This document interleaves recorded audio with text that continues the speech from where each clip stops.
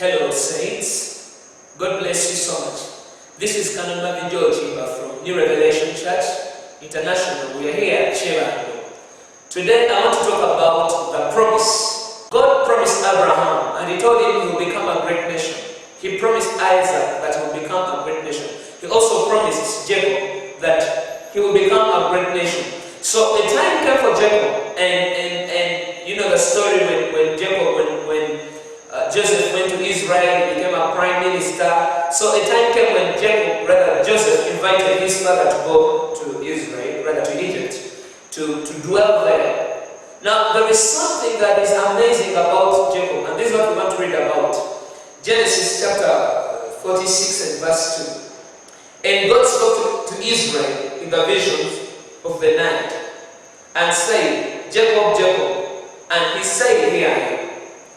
And he said, I am God, the God of your father. Fear not to go down to Egypt, for I will there make you a great nation.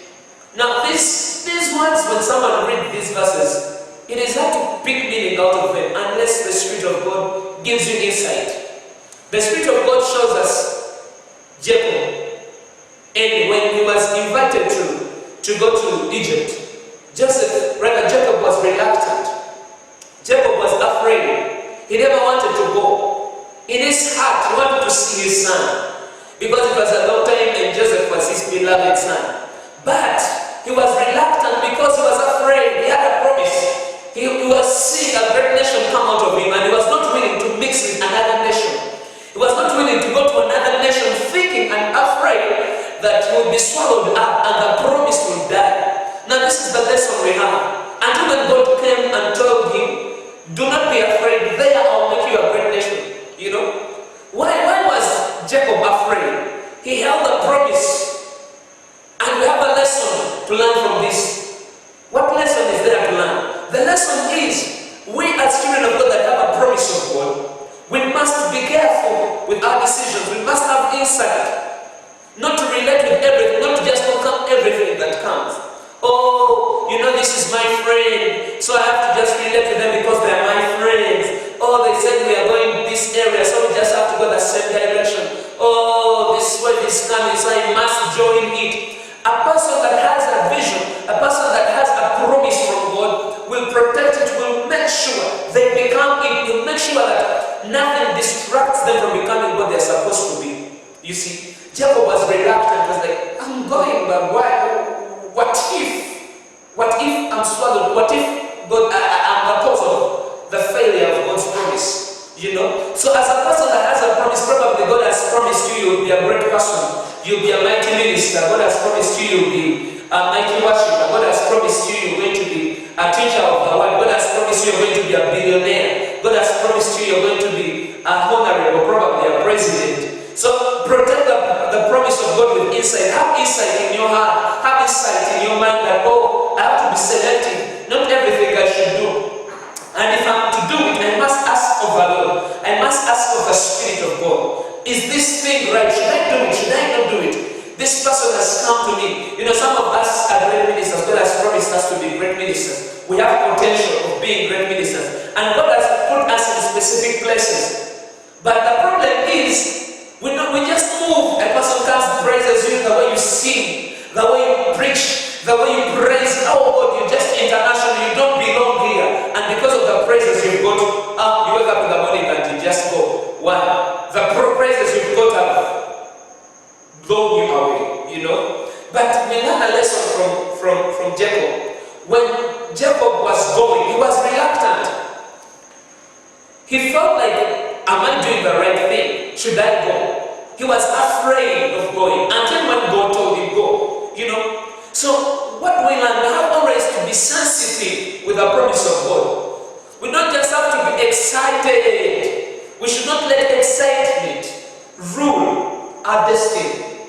Excitement is good. However, if you're insensitive spiritually, excitement can destroy the vision you have. Excitement can destroy the purpose you have. I have seen men come here, for example, at New Revelation Church, since we began.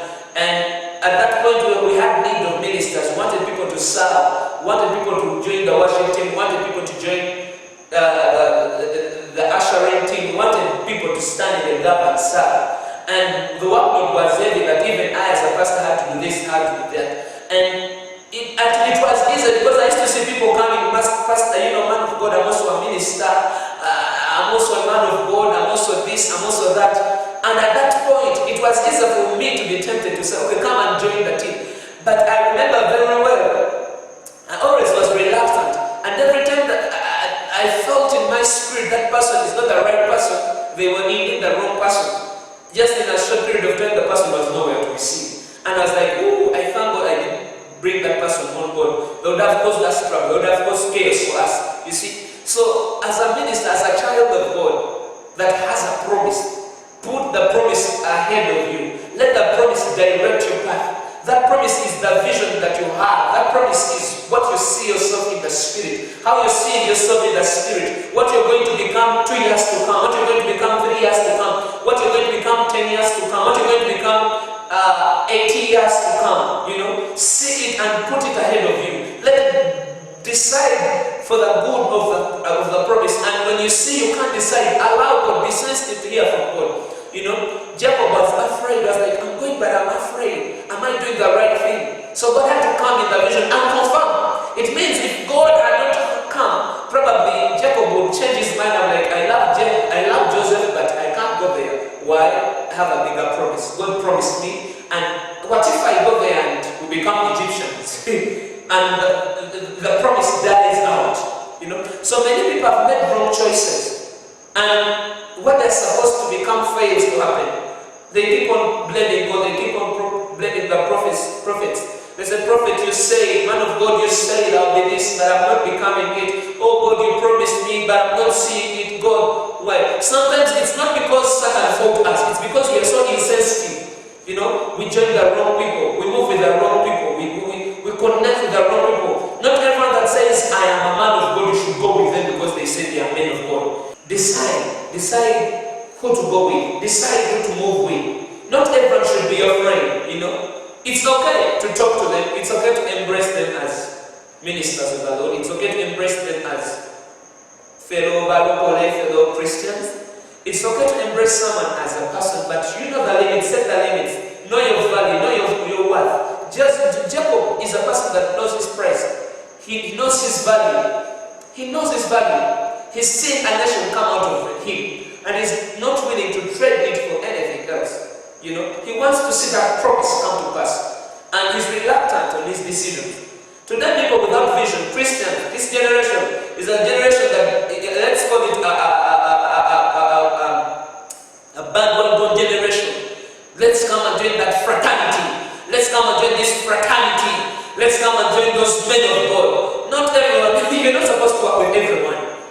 Not in the bad way. I believe in unity, but not. You must ask yourself: are we headed in the same direction? Are we becoming the same thing? Do they see what I see in the spirit? Are they building what God told me, or we are just doing things to pass time? You know, I don't just look for connections. Is this person I'm connected to building what I am supposed to become? You know. So Jacob teaches us something here. He's afraid. He's afraid. He's careful. Be careful today. Look at the promise God has given. It is important that the friends you're looking for. It is important that your lifestyle. It is important that the money you're chasing after. It is important that the fame you're looking for. Because it will bring much more things, better things than the things you're seeing ahead of you. What am I saying as I conclude? Think about what God has promised you. Has He promised you a house? Has He promised you a good marriage? Has He promised you a good business or a job? Has He promised you a wonderful, prosperous ministry? Has God promised you greatness? Has God promised you something? Think about it day and night. Meditate upon it. Think of who am I supposed to connect with? Which people should I be with? Which people should I not be with? Which people should I embrace? Which people should I shun? Which people should I bring close? Which people should I chase away from my life? You know, because these people define how you're going to become, how you're going to enter your destiny. So God bless you so much. I pray for everyone that has a promise of God. God has promised us, for example, at New Revelation Church, greatness. He has promised great things for us, and we are waiting to see these things. And Shalom, thank you for watching the broadcast YouTube channel. It's New Revelation Church Uganda. Invite your friends. Share the videos you see on Facebook. Let the world know these messages. Help someone. Help build someone. Help this message reach to someone, and may this message bless them, because I believe it will bless them. It will touch their spirits. Finally, I invite you for the sons and daughters gathering. Man, this gathering is great. Everyone that knows Pastor Marvin is my spiritual father. Pastor Marvin is my man of God that God sent to direct my spirit, to guide me, to teach me, to encourage me. You must be there. The sons and daughters gathering is going to be at Crown J Hotel at Bongo Road on the 24th of August. It will be 30,000 shillings entrance. You book in time. Register now for it. We're not paying there, we are paying before. Come and be there. Come and be part of this wonderful event. It will bless your soul. It will build. We are going to be talking about sonship. God bless you so much. We shall start at 4 and end at 8 p.m.